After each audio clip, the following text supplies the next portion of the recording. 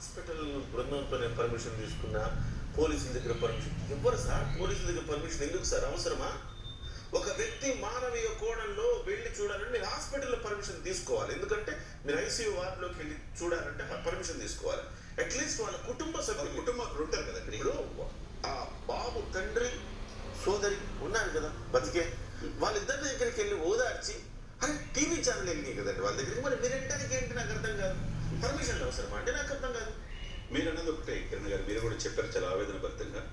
ప్రతి హీరో కూడా సినిమాలో హీరోలు అభిమానులు చూస్తే ఆ టికెట్ తగ్గితే దానివల్ల హీరోలు అవుతారు, 100 కోట్లు సంపాదించుకుంటారు. అదేవిధంగా ఈరోజు అర్జున్ గారు 300 కోట్లు తీసుకున్నారని అభిమానుల మీదే ఒక ఎంటర్టైన్మెంట్ చేయండి. అదే సమయంలో మీరు అన్నట్టు ముఖ్యమంత్రి గారు ఒకరు ప్రశ్నించారు, ఆ హీరోకి ఏదన్నా కాలు ఇరిగిందా, చెయ్యి ఇరిగిందా, ఏమైనా కిడ్నీస్ పడైంది అన్నారు డైరెక్ట్గా. అదే సమయంలో చనిపోయిన తల్లికి ఎందుకు మీరు హీరోని పరామర్శించలేదు,